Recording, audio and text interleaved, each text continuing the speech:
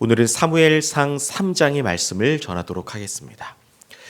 성경에서 가장 큰 심판은 하나님의 말씀이 없을 때입니다. 하나님의 말씀이 들리지 않을 때가 사실은 성경에서 가장 인간들에게는 비참한 시간이라 할 수 있습니다. 오늘 우리가 살펴보고 있는 이 사무엘상은 우리가 잘 아는 것처럼 바로 사사기가 앞에 기록되어 있었습니다. 사사 시대는 어떤 시대입니까?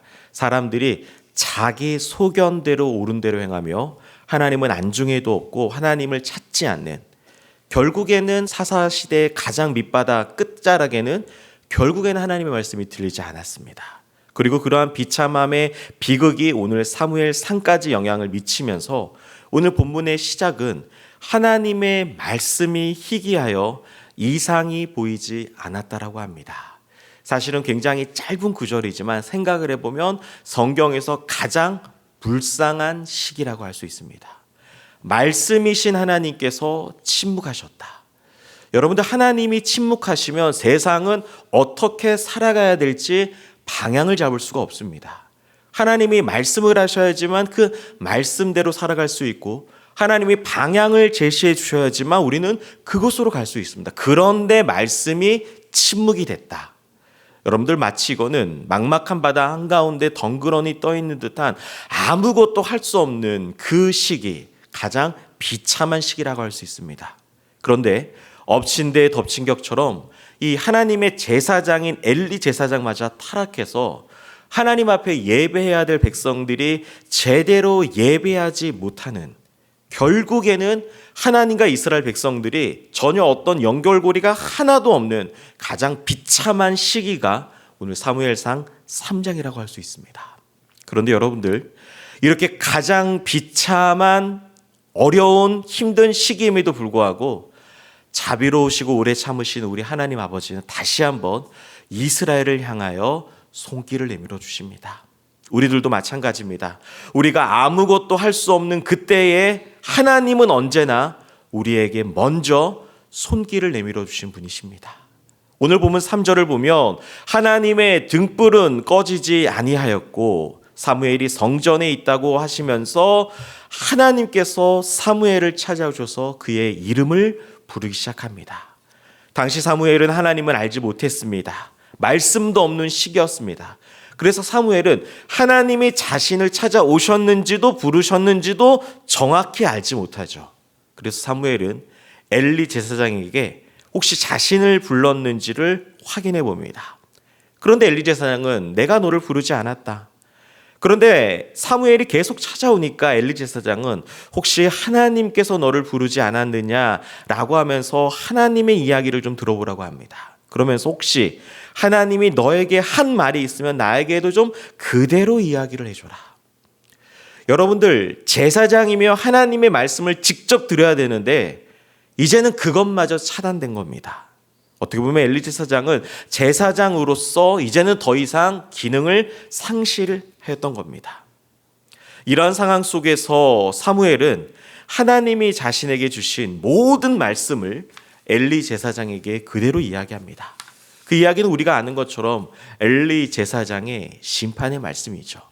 그러면서 하나님께서 쐐기를 밟는 말씀이 뭐냐면 본문 19절에 보니까 하나님의 말씀이 하나도 땅에 떨어지지 않았다라는 것입니다. 여러분들 기억하시기를 바랍니다. 하나님의 말씀은 하나도 땅에 떨어지지 않습니다.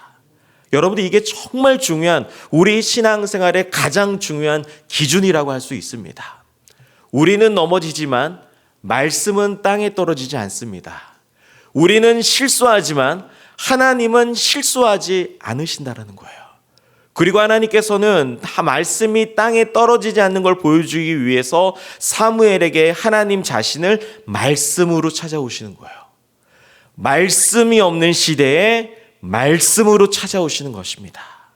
여러분들, 그런데 생각을 해보십시오. 그 말씀이신 하나님께서 때가 되었을 때 사람의 몸을 입고 이 땅 가운데 찾아오셔서 복음으로 저와 여러분들을 찾아오신 줄 믿습니다. 그러므로 하나님이 안 계실 것 같지만 하나님은 언제나 말씀으로 우리를 찾아오신 분이십니다. 그리고 그 말씀은 온 세상을 창조하신 말씀이시며 다스리시고 보존하시고 통치하시는 말씀이시며 죽었던 사람을 살리는 능력의 말씀인 줄 믿습니다. 그리고 여러분들 그 말씀은 말씀을 알아들을 때까지 하나님께서 말씀으로 찾아오십니다. 오늘 본문의 사무엘에게도 보십시오. 3번씩이나 찾아오십니다. 알아들을 때까지 찾아오신 하나님.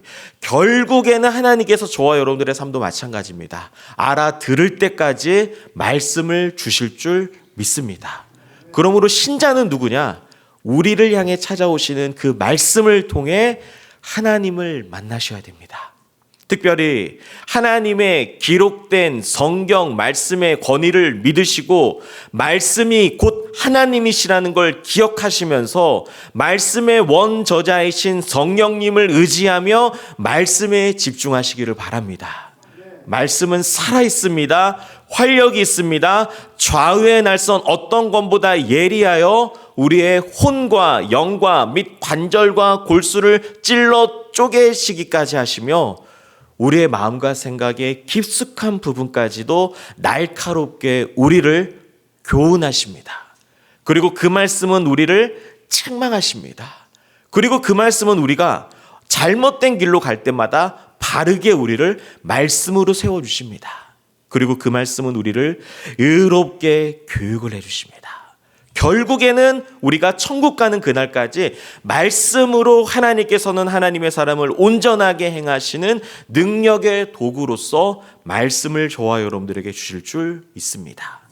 사사시대가 끝이 나고 왕정시대를 여는 출발점은 말씀이 임한 시점입니다.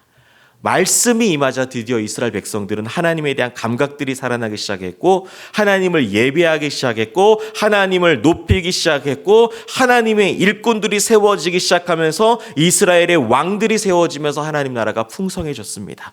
결국엔 무엇입니까? 말씀으로 하나님께서 찾아오신다는 것입니다.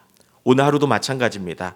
말씀으로 찾아오시는 말씀이신 하나님을 오늘 이 하루 체험하시기를 바랍니다. 성경을 읽고 묵상하는 가운데 그 말씀이 우리를 깨달을 때까지 성령님께서 우리를 콕콕 찍어서 우리를 인도하시는 그 말씀. 그래서 우리의 생각대로 결정하고 행동하는 것이 아니라 말씀이 가는 그곳에서 우리가 순종의 모습으로 하나님의 나라를 말씀으로 경험하는 저와 여러분들 되기를 간절히 소망합니다.